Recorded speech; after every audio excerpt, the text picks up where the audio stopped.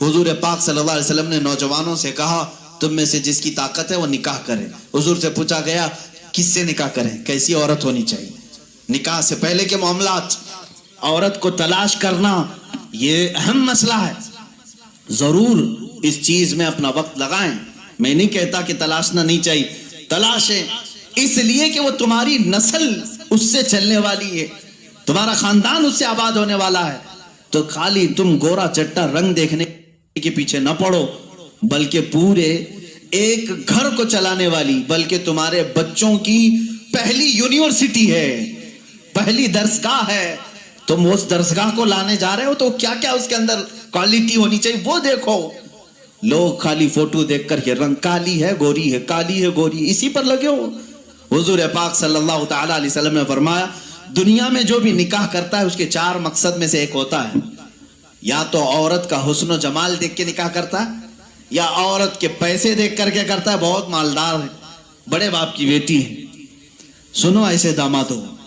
حضور صلی اللہ علیہ وسلم نے فرمایا یا تیسرا مقصد یہ ہوتا ہے کہ بڑے خاندان والی ہے, یعنی حسب و نسب اعلیٰ ہے, ہم تو شیخ تھے وہ پٹھان ہے, یا پھر اور کسی بڑے خاندان کی ہے. پہلا خوبصورتی, دوسرا پیسہ, تیسرا خاندان. حضور نے فرمایا چوتھا ایک مقصد ہے وہ اچھا ہے.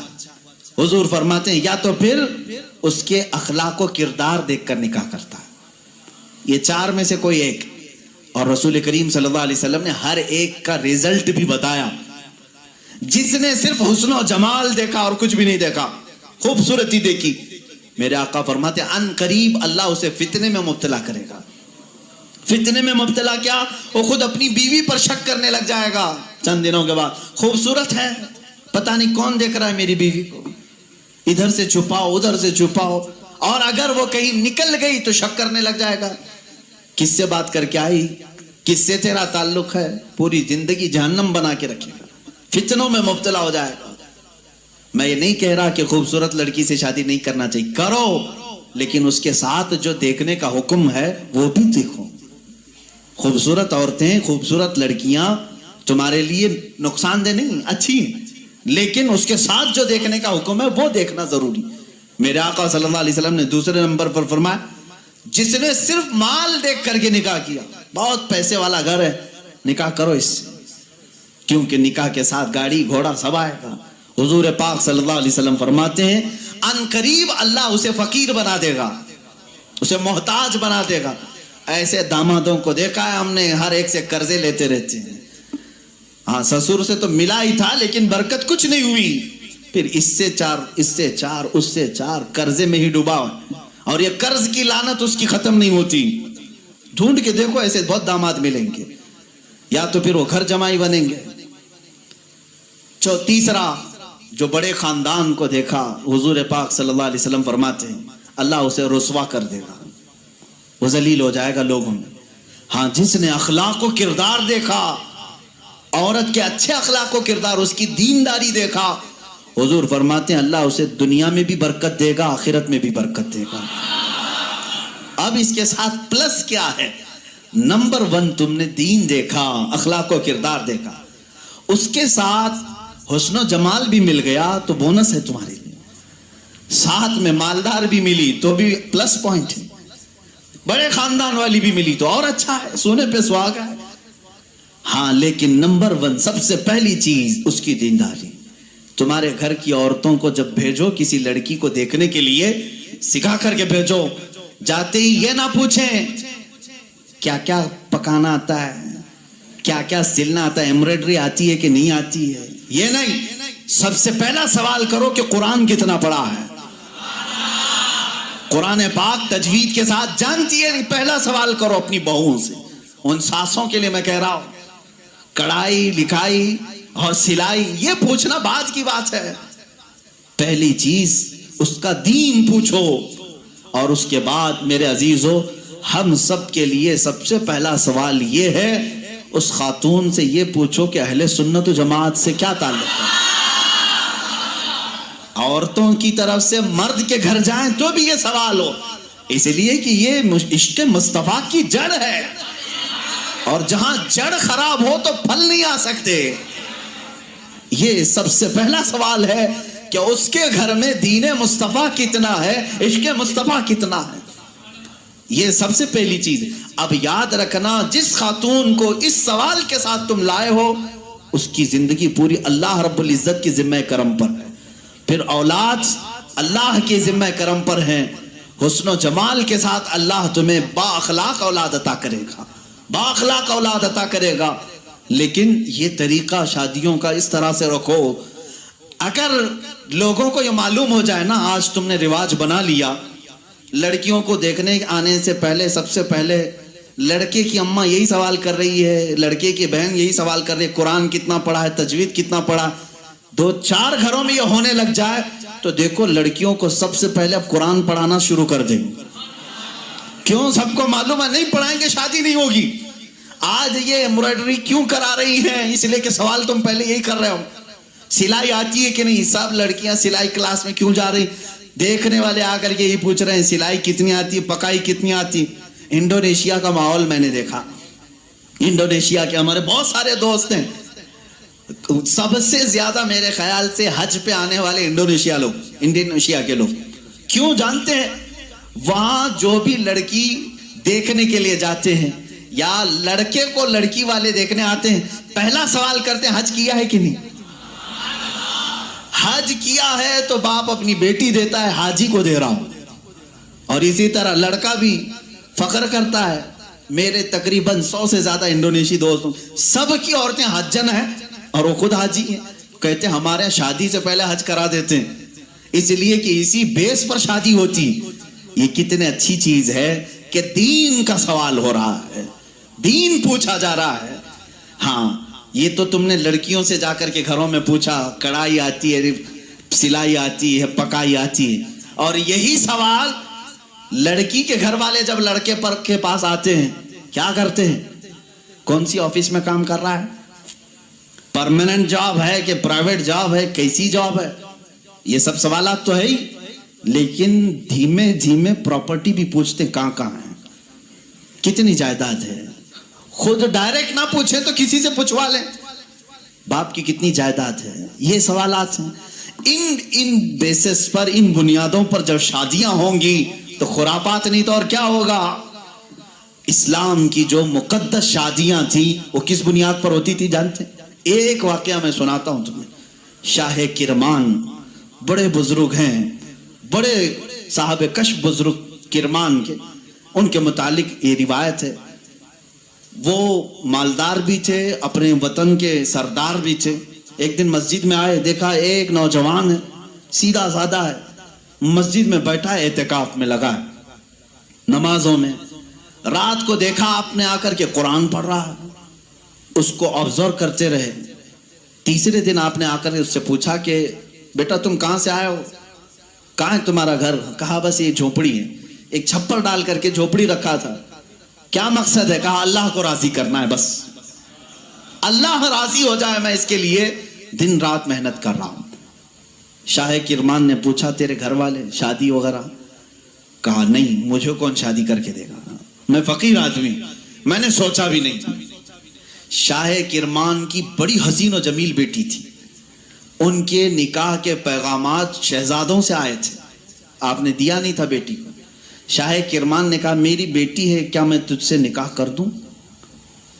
اس نے کہا آپ بڑا رسک اٹھا رہے ہو، میرے پاس کیا ہے، میں دن بھر تھوڑی محنت کرتا ہوں، تھوڑا کھانے پینے کا مل جائے اسی پر میں گزارا کرتا ہوں، باقی میں اللہ کے لیے وقت نکال لیتا ہوں، اتنا کماتا ہوں جتنا کھانے کے لیے ہو جاتا ہے بس۔ شاہ کرمان نے کہا میں راضی ہوں۔ اس نے کہا پھر سوچ لیں آپ، میرا گھر دیکھ لیں۔ کہا میں تجھے دیکھ لیا بس کافی، گھر کہاں ہے تیرا؟ وہ نہیں۔ اپنی بیٹی سے جا کر کے کہا ایک حسین شہزادہ میں نے تیرے لیے ڈھونڈ لیا۔ بیٹی بھی ایسی نہیں کہ چنچل ہو، حسن کی پری ہو تو ناٹک اور نخرے آ جائے، نہ، شاہ کرمان کی بیٹی تھی۔ کہا بابا جان آپ نے جو فیصلہ کیا وہ بالکل صحیح ہو۔ کہاں گھر ہے؟ کہا جھوپڑی میں ہے ایک، بس جو پھڑ لگا کر کے درختوں کے ایک جھوپڑی بنایا ہوا۔ یہ شاہ کرمان کی بیٹی، وقت کے فرما روا وہاں کے سردار اور حاکم کی بیٹی تیار ہے۔ آپ نے ضرور اس نوجوان میں کوئی تقوی دیکھا ہوگا. کہا ہاں. مغرب میں آئے, مسجد میں نکاح ہو گیا. مسجد میں نکاح ہو گیا اور دولہے سے کہا آجا اپنے گھر, ہمارے گھر کھانا کھا لے, اور اپنی دلہن کو لے کر اپنے گھر چلا. نہایت سادگی سے شادی.